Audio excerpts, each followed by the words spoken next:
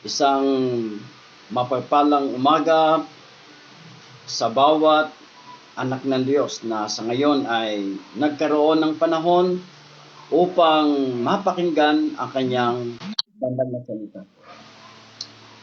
Tayo po ay nagagalak sa Diyos dahil siya po ang dahilan kung bakit meron tayong ganitong pagtitipon sa pamamagitan ng online or ang tinatawag nating virtual meeting or fellowship.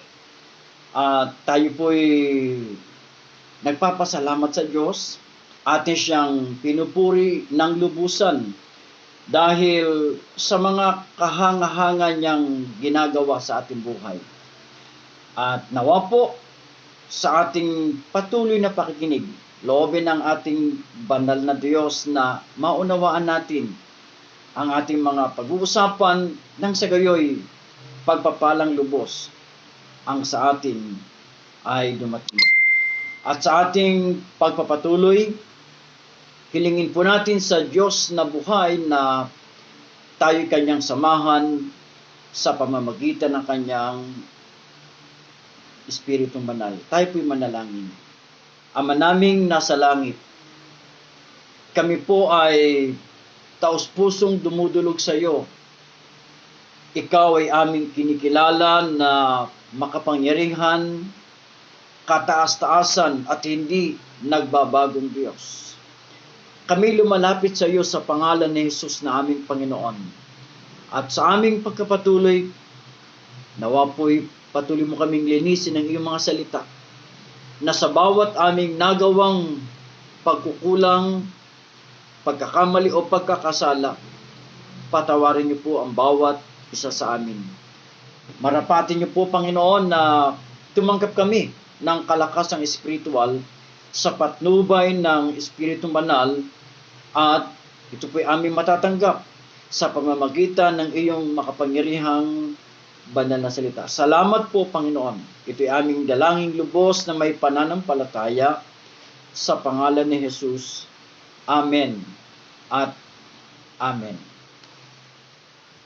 Ngayon pong araw na ito, panibagong paksa ang ating pag-uusapan. At ito po ay patungkol sa salitang discernment. At ang ating magiging tema sa sandaling ito ay ating bibigang pamagat na the best occasions where discernment is best applied. Ulitin ko po. The best occasions where discernment is best applied. Yung ating pong tekstong babasahin ay dalawang lugar sa Genesis. Isang Genesis chapter 2 verses 16 to 17 at isang Genesis chapter 3 verses 1 to 7. Hindi ko na po muna babasahin to dahil ito lang po yung ating mababasa sa pagpapatuloy ng ating pag-aaral. Muli kong ulitin, ang ating teksto ay Genesis chapter 2 verse 16 and 17 and then Genesis chapter 3 verses 1 hanggang 7. Balikan po natin ang ating pinakatema na pinamagatan nating the best occasions where discernment is best applied. Well, yung salitang discernment sa Tagalog ay alam nating ang ibig sabihin ay pag-aninaw, pagkakita, pagkakilala, pagkaintindi, pagkaalam o yung tinatawag na pagkawari. At yung salitang discernment, ito mayroong salitang katapat sa Ingles na synonyms, kung tawagin natin ay insight or perception. Ngayon po, ayon sa dictionary na Merriam-Webster's Dictionary, kapag sinabing discernment ay the quality of being able to grasp and comprehend what is obscure. Yung kakayang maintindihan ang bagay na malabo o mahirap unawain. Another, it is an act of perceiving or discerning something. At sa iba pang dictionary, ang tawag sa salitang discernment ay good judgment or decision or mabuting pagpapasya.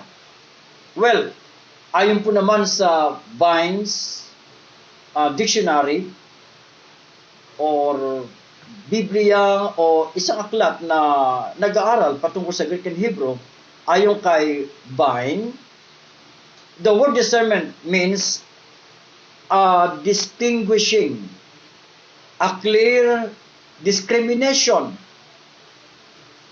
or discerning, or judging. So yun ang gamit nun. A distinguishing, a clear discrimination, discerning, or judging. And the word discernment is translated discerning in 1 Corinthians chapter 12 verse 10, and which means of discerning spirits, judging by evidence whether they are evil or of God. So, kung bibigang pagpapaliwanag, ibig sabihin pala, pag sinabing discernment ay judging evidence whether they are evil or of God.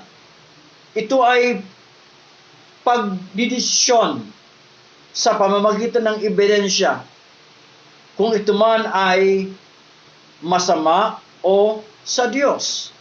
At ito po ay pwedeng basahin sa aklat ng Hebrews chapter 5 verse 14, yung salitang discernment. Ang sabi po sa Tagalog ay ganito: ngunit ang matigas na pagkain ay para sa mga may sapat na gulang na sanay na sa pagkilala ng mabutit masama. Pasinin niyo po yun, nasanay na kumilala ng mabutit masama. Ano naman po sa Ingles ang pagkakasabi? Ang sabi sa Hebrews 5:14 ay ganito pong sabi sa Ingles. Pakinggan po natin yung last part. To discern both good and evil. So yung palang discernment is to discern not only good but also evil.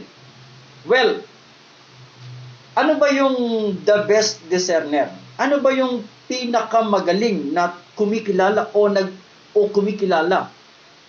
Yan po yung nakalagay sa Hebrews chapter 4 verse 12, yung the best discerner. Ang sabi sa Hebrews 4:12 ay, for the word of God is living and powerful and sharper than any two-edged sword, piercing even to the division of soul and spirit, and of joints and marrow, and is a discerner of the thoughts and intents of the heart. So, yung palang salita ng Diyos ang the best discerner. Ibig sabihin, kapag may alam sa salita ng Diyos ang isang anak ng Diyos, yung alam niya na may kinalaman sa salita ng Diyos ay magagamit niya in times of discerning. Kaya, kapag nag-mature ang tao, at kapag nagkaroon siya ng sapat na kaalaman sa Word of God, meron siyang kakayahan magkaroon ng discernment. Ibig sabihin, hindi kayang makadiscern ang immature between good and evil, maaring paminsan-minsan. Parang ganito yan.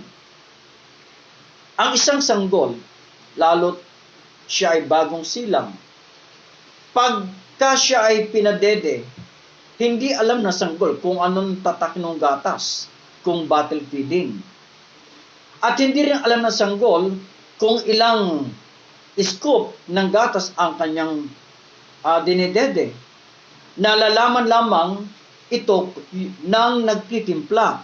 So, kung paano ang sanggol, hindi niya kayang makadiscern which is right and wrong, likewise, kapag hindi nag-mature ang Kristiyano, at kapag siya walang sapat na alaman, hindi niya madidiscern o mapagkikilala ang pinagkaiba ng mabuti at masama.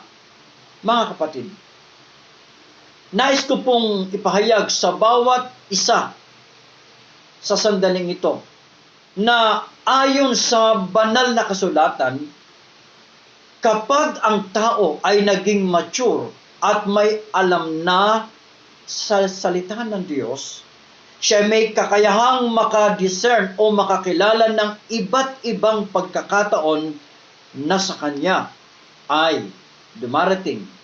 Kaya po, narito ang 3 best occasions where discernment is best applied. Number 1, when God commands. Number 2, when God's enemy commends. Number 3, when God's believer commits. Ulitin ko, number 1, when God commands. Number 2, when God's enemy commends. And last one, when God's believer commits. So, pag-usapan na po natin ang unang bagay, ang unang best occasion where discernment is best applied. Number 1, when God commands. Doon sa pinakatema, meron doon binanggit na occasion. Pag sinabing occasion ay iba't ibang pagkakataon o pangyayari. May binanggit na salitang applied. Pag sinabing applied, inilapat o doon isinagawa. So, again, the first occasion where discernment is best applied is when God commands. Well, God's commands are God's will for man. Ang mga utos ng Diyos ay kalooban ng Diyos sa tao. Sa tuwing nag-uutos ang Diyos, ang ibig niyang iparating sa tao, nais niyang pagpalain ng Diyos. Sa tuwing may pagpapalang naghihintay, mayroong utos na nais ipagawa ang Diyos. Kung paanong minsan ang mga guro, gusto nilang ang kanilang estudyante ay makakuha ng mataas na grade, ang utos ng guro ay mag-aral na mabuti. So, ibig sabihin, maging sa mga magulang, minsan, hindi naman lahat. Sabi nung nanay o tatay o anak, gusto kong ibili kita ng ganitong bagay, pero pwede bang gawin mo muna ito? So, ibig sabihin, God's commands are God's will for man. Another thing, God's commands are sometimes God's test. Ibig sabihin, may mga utos ang Diyos na ito'y pagsubok lang. Ayon sa Psalm 11 verse 5, the Lord tests the righteous. So, sinusubok ng Diyos ang mga matuwid. Ito sabi sa Tagalog ng Awit 11 o Awit 11:5. Lahat ng mabuti, pati ang masama ay sinisiyasat. So, ano ibig sabihin? Hindi lahat ng commands ng Diyos ay pabor sa tao. Meron doong mga commands na naglalaman ng pagsubok or test sa tao. So, bigyan natin ng mga halimbawa ang tinatawag na God's commands. At dito natin pasisimulang basahin ang karanasan ni Adan. Magtatanong, bakit malimit ang ating pinag-usapan kay Eva at kay Adan at doon sa ahas na si Satanas? Well, yun kasi ang pasimula na kung saan na-display, nahayag ang utos ng Diyos, nahayag ang kalooban ng Diyos, at doon din na-display yung paano ang ginagawa ng kaaway ng Diyos, at doon din na-display o nahayag kung ano ang ginawa ng tao sa utos ng Diyos at sa tukso mula kay Satanas. So, ano ang God's command kay Adan? Genesis chapter 2, verses 16 and 17, nasabi sa Tagalog, sinabi niya sa tao, makakain mo ang alinmang bungang kahoy sa halaman. So, ang command, makakain ng lahat.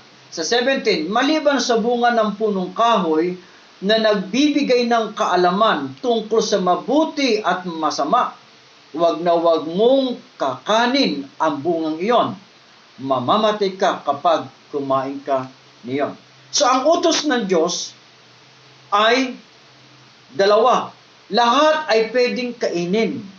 Ang pangalawang utos, may pasubali. Wag lamang yung bunga ng punong kahoy, ng tree of knowledge na tinatawag sa Ingles. Ngayon, ano yung karanasan ni Adan? Yun ang best occasion kay Adan upang ma-discern niya kung ano ang dapat niyang i-apply. So, na-discern naman ni Adan na dapat siyang sumunod sa Diyos. Kaya, siya'y sumusunod talaga. Especially nang wala pa si Eva, ginagawa ni Adan, wala siyang kinain na ibinawal ng Diyos. So, sariwa sa kanya ang sabi ni Diyos na huwag kainin. Kaya Adan, siya yung unang nag-apply ng command. At dito, nang in-apply ni Adan ang command ng Diyos, magandang bagay. Hindi siya nagkakasala. Dahil sa tuwing sumusunod ang tao sa Diyos, walang nangyayaring pagkakasala. Sa tuwing sumusuway, nagpapasimula siyang magkasala. Isa pang command ang ating pag-uusapan, yung command naman ng Diyos para kay Moses. Ang istorya po ay nasa buong chapter ng Exodus, chapter 14. Hindi ko na siya babasahin. Ito po ay merong 31 verses. Yung pong istorya na nais kong share. Doon sa Exodus 14, 1 to 31, ito yung panahon na kung saan ang Israel ay nakalaya na mula sa pagkakalipin sa bansang Ehipto. At nung sila'y makalaya, sila'y pupunta na sa lupang ipinangako ng Diyos sa kanila. Ngayon, sa kanilang paglalakbay, sila ay nakarating hanggang sa tinatawag na tabing dagat. At yung kanilang pupuntahan sa kabilang lugar.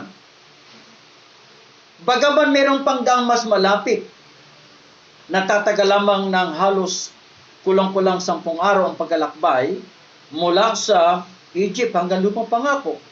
Kung bakit sila pinadaan ng Diyos doon, gusto ng Diyos i-test, subukin ang kanilang pagsunod. Eto na.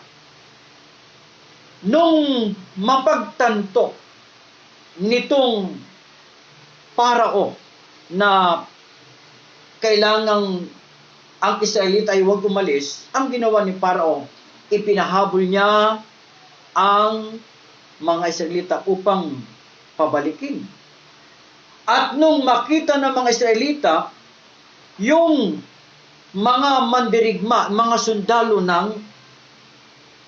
ng Egyptian, ang sabi sa Exodus 14 verse 10, pinagharian ng matinding takot ang mga Israelita nang makita nilang dumarating ang Paraon at ang mga Ehipsyo, kaya dumaing sila kay Yahweh.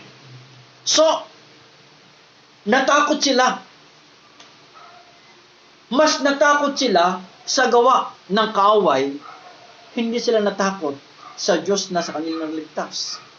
Dahil hindi pa nila gaanong kilala ng lubusan ang Diyos, unlike Moses. Si Moses, naging kilala niya ang Diyos sapagkat inihanda niya sarili niya ng mahigit almost 40 years or 40 years siya naghanda para sa Panginoon.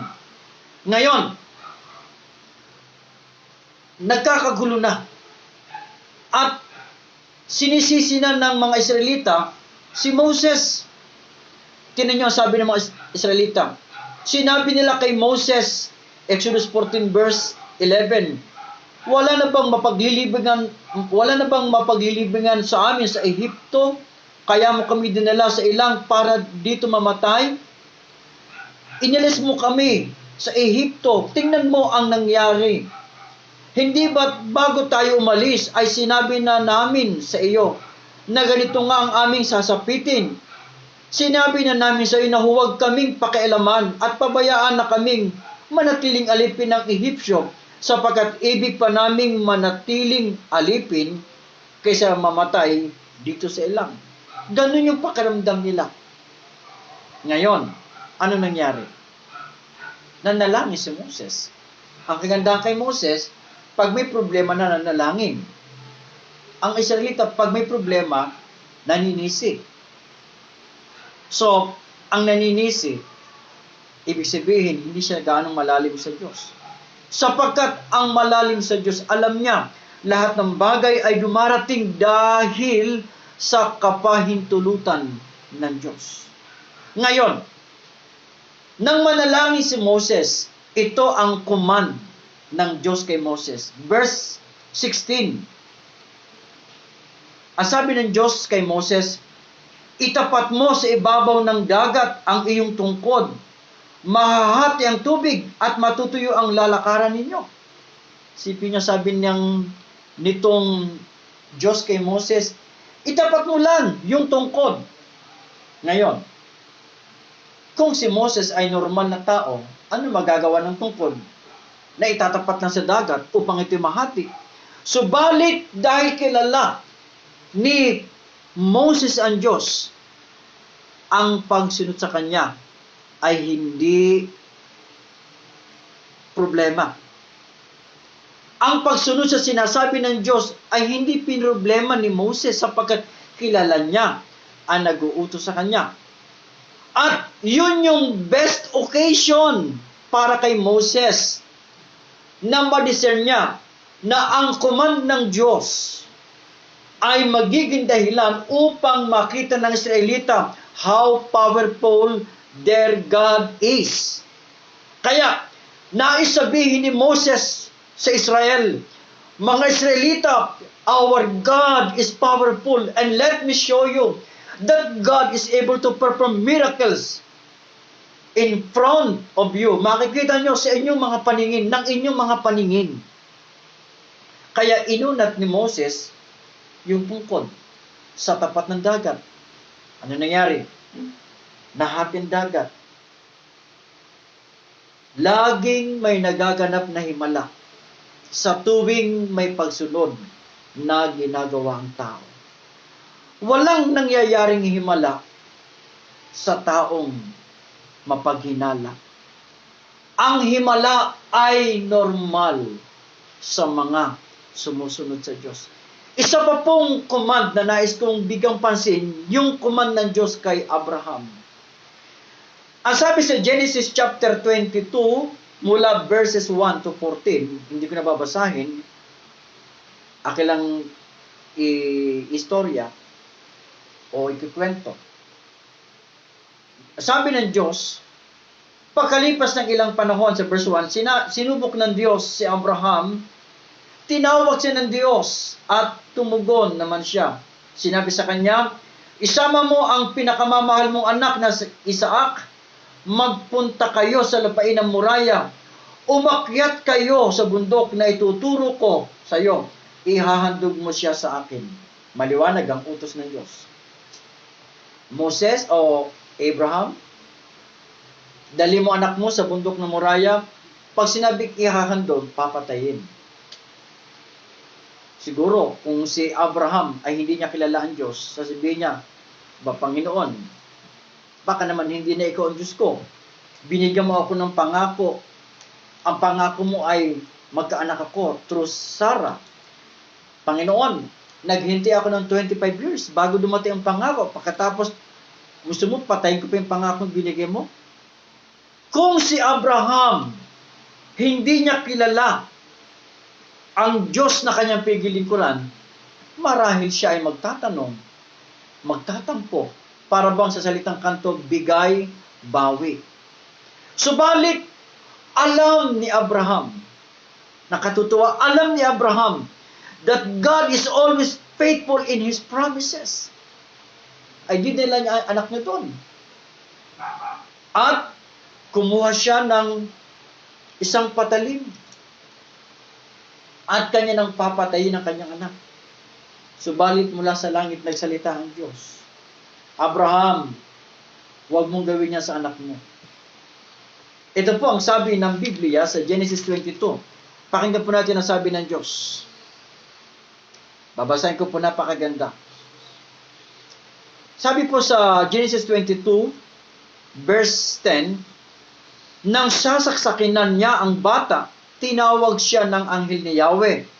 At mula sa langit sinabi, Abraham, Abraham, huwag mong patayin ang bata, huwag mo siyang saktan, na ipakita mo ng handa kang sumunod sa Diyos. Ang sarap pakinggan. Hallelujah. Ang sabi ng Panginoon, Abraham, huwag mong patayin ang bata, na ipakita mo ng handa kang sumunod sa Diyos. Sapagkat hindi mo ipinagkait sa Kanya ang kaisa-isa at pinakamamahal mong anak. Ito yung command na may tinatawag na testing. Pero bakit ba ginawa ito ni Abraham? Ano meron kay Abraham? Ayon sa Hebreo 11:19, ito yung pananampalataya niya.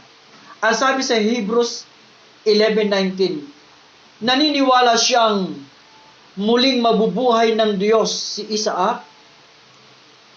Ano sabihin nito? Kahit patayin pa niya si Isaac, kayang buhayin ng Diyos. Ganun katindi ang faith niya. Kahit ilang beses niyang gawin ang utos ng Diyos, ganun din katagal o beses na bubuhay ng Diyos. Sapagkat ang Diyos ay tapat kumangako. Ano ibig sabihin? Sa tuwing nag-uutos ang Diyos, ito'y laging sa ikabubuti ng tao. Kaya ang sabi sa Aklat ng Gawa 5:29, ito sabi, pakinggan po natin, ngunit sumagot si Pedro at ang ibang mga apostol, ang Diyos ang dapat naming sundin, hindi ang tao. Ano po ang itinuturo nito sa atin, mga anak ng Diyos? Kapag nag-utos ang Diyos sa atin, wow, that is the best occasions for us to apply discernment. Mapagkikilala natin na kapag nag-uutos ang Diyos, ay laging sa ikabubuti natin. Pag nag-utos ang Panginoon, huwag tayong mag-agam-agam. Opo, may mga pagkakataon na kapag nag-uutos ang Diyos, para bang labag sa ating kalooban. Minsan sinasabi ng Diyos sa atin, o anak, meron kang pera dyan, meron kang pagkain dyan, ibigay mo ito sa kapitbahay mo ng kailangan. Tulungan mo ng kailangan. Minsan tayo, mga anak ng Diyos, nag-aagam-agam, Panginoon, paano naman kami? Lord, hindi ba pinagpala mo kami? Pagka ganun ang utos ng Diyos, ang tawag ay testing. At yung pinakamataas na pangako ng Diyos ay kapag nag-utos siya na may kasamang testing. Nang itesting ng Diyos si Abraham, doon siya tinawag na ama ng pananampalataya.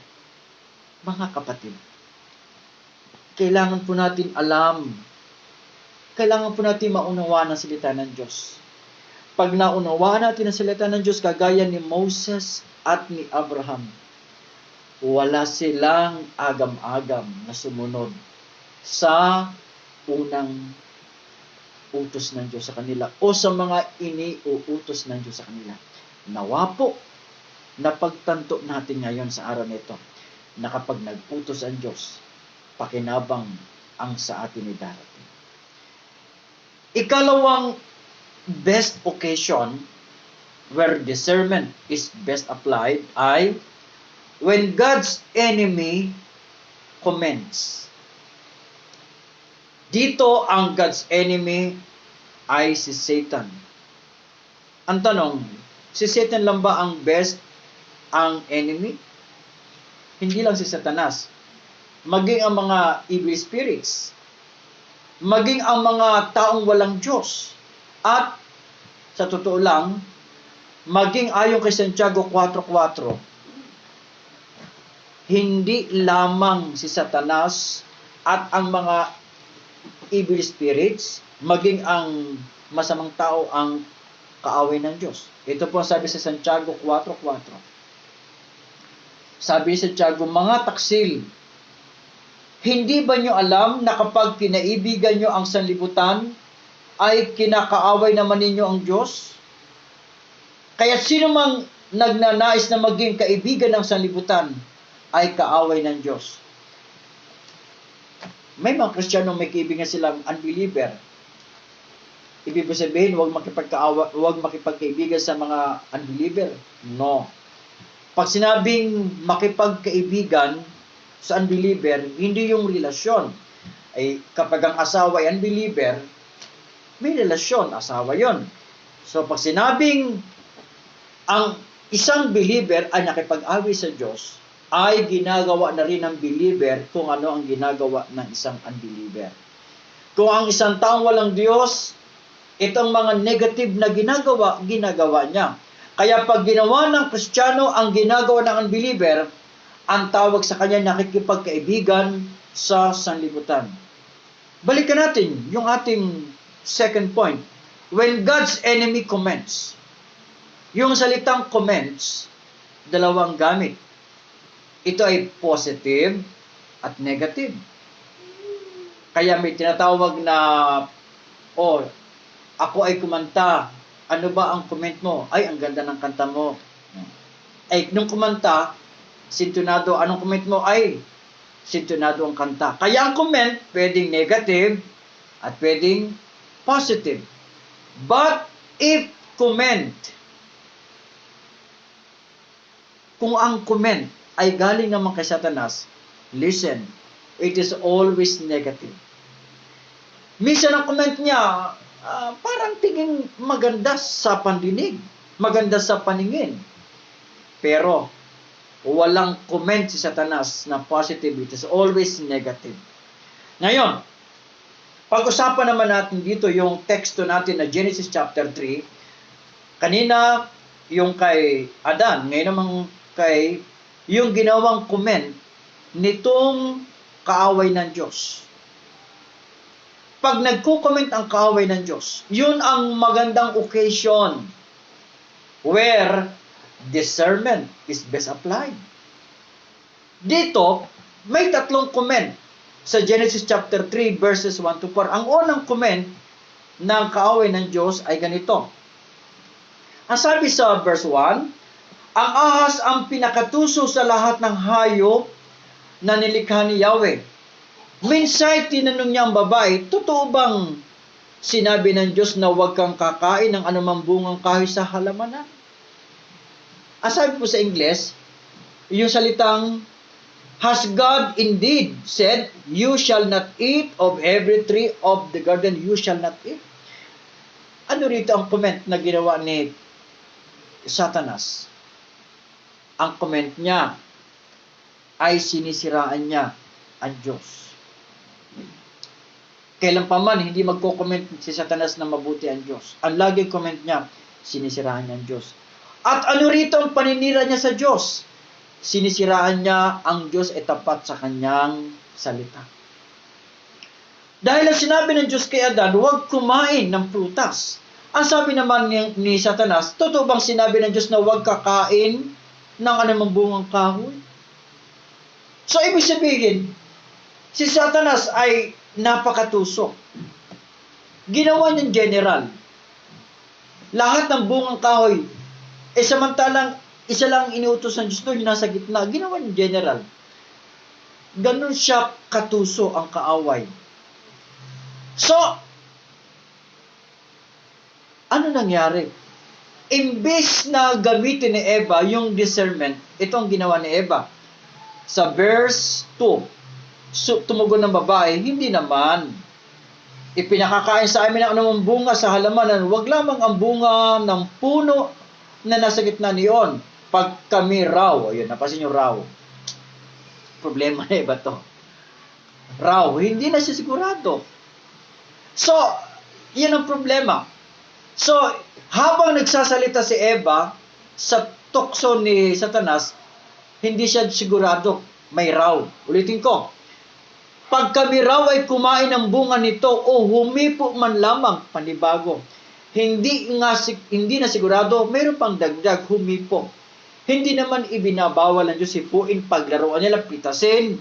Ang ipinagbabawal lamang ay kung ito'y kakainin. So may dalawang mistake doon si Eva, raw at yung paghipo. So, yung comment ni Lucifer o ni Satanas, nakalusot. Sapagkat hindi siya sigurado at sapagkat may dagdag siya. Ito pa another comment ni Lucifer sa Genesis 3 verse 4 sa Tagalog, hindi totoo yan, hindi kayo mamamatay. So, sabi sa Ingles, ang ganda sa Ingles sa verse 4, then the serpent said to the woman, you will not surely die. Yun ang pangalawang you. Ang unang you ay sinabi ba sa iyo na bawal. Ang pangalawang you will not die. Ito ang pangalawang comment. Ay naku Eva, hindi kayo mamamatay? Pagkain yan, bakit kayo mamamatay? So, ang liwanag naman ang sabi ni Diyos, huwag kainin. Pero, sadya talagang si Satanas ay ganyan. The best siyang twister. Nagagawa niyang i-twist ang salita ng Diyos. Ngayon, yun ang pangalawa. Ang comment ni Satanas, hindi kayo mamatay. Pangatlong comment, doon pa rin sa verse 4. Ito. Verse 5 na. Gayon ang sabi ng Diyos, sapagkat alam niyang kung kakain kayo ng bunga niyon, magkakaroon kayo ng pagkaunawa. Kayo magiging parang Diyos. Malalaman niyo ang mabuti at masama. Dito, ang comment ni Satanas, ay naku Eva, sa totoo lang, pag kinain niyo yung prutas, you will be like God. Ayun na. Tatlong you ang binanggit doon. Anong unang you? Ang sabi sa Ingles, ang sabi dito sa verse 131, you shall not eat of it. Pangalawa, you will not die. Pangatlo, you will be like God. So, yung lahat ng comment ni Satanas ay pasok sa Eva because of doubt, because of not believing God. Kaya ang sabi sa 1 Timothy chapter 2 verse 14, hindi si Adan kundi si Eva ang nadaya at sumuway. Napakaliwanag nun. So ano ibig sabihin sa mga sandaling to? Sa bawat isang anak ng Diyos. Simple lamang. The lack of knowledge and maturity leads to deception. Ang kakulangan ng kaalaman at ang pagiging mature ay nagtutulak o nagdadala sa tao upang siya madaya. At ito po ang sinabi sa Hebrews 5:14. Sabi ng talata, na miss ako nang binasa kanina, sabi ng talata, ngunit ang matigas na pagkain ay para sa may sapat na gulang, na sanay na sa pagkilala ng mabuti at masama. So, sapat na gulang mature. Kaya pag mature, meron silang tinatawag na kakayahang makita mabuti at masama. At ang sabi sa Hosea 4:6, sabi sa Ingles, my people are perished for lack of knowledge. Kaya, lack of maturity and lack of knowledge leads to deception. Ano po ang itinuturo nito sa atin, mga anak ng Diyos? Simple lamang po mga kapatid. Sa tuwing may mga iniuutos ang Diyos sa atin, hindi pwede mawala ang comment na negative ni Satanas. Laging sasabihin ni Satanas na yung sinasabi ng Diyos ay hindi yan totoo. Ang magandang bagay mula sa araw na ito na pagtanto natin na hindi magsasabi ng tama si Satanas. Yang mga taong may tama, hindi magsasabi ng tama. Si Satanas ang unang may tama sapagkat hindi niya masabi ang tama. So, ibig sabihin, sa buhay natin ngayon, kailangan nating maging malalim sa salita ng Diyos. Maging mature tayo upang pag may comment si Satanas, ano mangyayari? Sa tuwing may comment si Satanas laban sa Diyos at laban sa atin, that is our best occasion where discernment is best applied. Nawa po, simula sa araw na ito, i-apply natin ito. Bigyan natin ng sakit ng ulo ang kaaway ng Diyos. At bigyan natin ng kaligayahan ang Diyos na tumawag sa atin. Natutuwa ang Panginoon sa tuwing ginagamit natin ang kanyang salita. Sa tuwing tayo lumalago, sapagkat naluluwalhati ang Diyos. Yan ay sinasabi rin sa aklat ng John chapter 15 verse 8. Pangatlong bagay na ating tatalakayin ay when God's believer commits. Kapag ang mga mananampalataya ng Diyos ay nag-commit. Yung salitang commit or commits ay dalawa ang gamit. Ibig sabihin, gumawa ng tama, gumawa ng mali. Usually, ito ginagamit ng marami sa paggawa ng masama. This person commits sin. Pero sa tama naman, pag sinabing commits, it means commitment. It means pagtatalaga.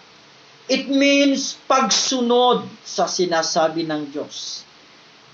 Kaya pag sinabing commitment, it is a dedication to do whatever God has told them to do. Well, ang example po nito ng commitment ay ito namang si Eva. Okay, si Eva naman. Anong commitment ang ginawa ni Eva? Ito po ay nasa verse 6. Anong commitment na ginawa niya? Sa verse 6, nung mag-utos ang Diyos sa pamamagitan nitong kanyang asawang si Adan, ito ang ginawang commitment. Ito ang ginawang desisyon ni Eva. Genesis chapter 3, verse 6. Sabi sa Tagalog, napakaganda sa paningin ng babae ang punong kahoy. So, maganda. At sa palagay niya ay masarap ang bunga nito. Maganda na, masarap pa. Nabuo sa isipan niya na mabuti ang maging marunong, kaya pumitas siya ng bunga at kumain. Tatlo nangyari, ano? Napakaganda sa paningin, sa palagay masarap, at nabuo sa isip na kapag ito ginawa niya, magiging marunong siya. Yun yung tinatawag na committing sin. Yun yung ginawa ni Eva. Ang ginawa ni Eva, sa halip na pagkakataon ito upang sundin ng Diyos, naging pagkakataon naman upang kanyang suwayin ang Diyos na buhay. Ano yung example dito na ginawa ni Eva? I-check natin sa 3:6. Sabi sa 3:6, si Eva ay nakinig kay Satanas. Sabi sa 3:6 pa din, hindi lang siya basta nakinig. Sabi sa verse 6 ganito, kumuha rin siya para sa kanyang asawa at kumain din ito. Idinamay niya pang iba. At ang pangatlong ginawa ni Eva sa chapter 3, verse 13. Sabi ng Diyos kay Eva, bakit mo naman ginawa iyon? Tanong ng Diyos sa babae. Mangyari, piniling lang ako ng ahas, kaya ako natuksong kumain, tugo naman niya. At hindi lang si Eva ang nag-commit ng negative na bagay, si Adan. Sabi sa Genesis 3:12, 11 muna, Sino may sabi sa iyong hubad ka? Tanong ng Diyos. Bakit? Kumain ka ba ng bungang ipinagbabawal ko? Ito ang sagot ng Diyos. Kasi pinakain po ako ng babaeng ibinigay mo sa akin. Isipin nyo, pinakain ako ng babaeng ibinigay nyo sa akin. Lumalabas, kung walang ibinigay ang Diyos, hindi siya magkakasala. Para mag-ibig sabihin, Lord, you are partly blamed. Nagbigay na nga ang Diyos ng pagpapala sa kanya. Sinisipa niya ang Diyos. Anong klaseng Adan to? Anong klaseng tao to? Nagkaganyan si Adan sapagkat hindi niya na minahal ng puspusan ng Diyos. Nung mahal na mahal ni Adan ang Diyos, wala siyang sinusunod kung hindi ang Diyos. Nung mahalin niya ng puspusan si Eva, ang Diyos pangalawa na lang. At ang susundin niya, yung minamahal niya. Kaya normally, ang tamang pagmamahal ay nagbibigay. Subalit ang tinamaan ng maling pagmamahal ay bumibigay. Kaya pag tama ang pagmamahal, nagbibigay. Pag mali ang pagmamahal, bumibigay. So ibig sabihin, may tatlong negative na commitment or commit na nakomit ang tao. Nakinig kay Satanas si Eva, idinamay ang iba, at sinisi ang Diyos. Ano ibig sabihin sa mga sandaling ito? Simple lamang. Ang pakikinggan lamang, ang dapat lamang pakinggan ng anak ng Diyos ay kung ano ang sinasabi ng salita ng Diyos. Ito po ang sinabi ni Maria tungkol sa sinabi ng anghel na siya'y magsisilang, siya'y maglilihi, magsisilang ng sanggol. Ano sabi ni Maria? Lucas 1:38. Sumagot si Maria, ako'y alipin ng Panginoon, mangyari sa akin ang iyong sinabi. At nilisyan siya ng anghel. Kaya tuwan-tuwa ang Diyos kay Maria. Hindi siya nahihiya na magbuntis na walang amang panglupa. Ang mahalaga sa kanya, masunod niya ang kalooban ng Diyos. Ano po ang itinuturo nito sa atin na mga anak ng Diyos? Simple lang mga kapatid. Simple lamang po. Kapag po ang believer ay nagpasyang sa isang pagkakataon na ang Diyos ay nag-utos, ang demonyo ay nag-comment, ang gagawin ng believer, tamang commitment ang gagawin niya. Sundin niya ang Diyos, suwayin niya ang diablo. Kaya sa pagkakataon to, natutuwa ang Panginoon sa atin sa tuwing ating sinusunod ng ating Panginoon. Nawa mga kapatid, tayo bilang believer, we are to commit in doing good. We have to commit, we have to dedicate by obeying God's command to us personally. Ano ibig sabihin sa mga sandaling ito? Simple lamang. There are 3 best occasions where discernment is best applied. Number 1, when God commands. Number 2, when God's enemy commends. And last one, when God's believer commits. Nawa po, napagpala tayong lahat ng Diyos sa pamamagitan ng kanyang salita. Tayo manalangin. Pinupuri ka namin, dinadakilan ng lubusan, O Diyos, sapagkat napakabuti mo sa amin.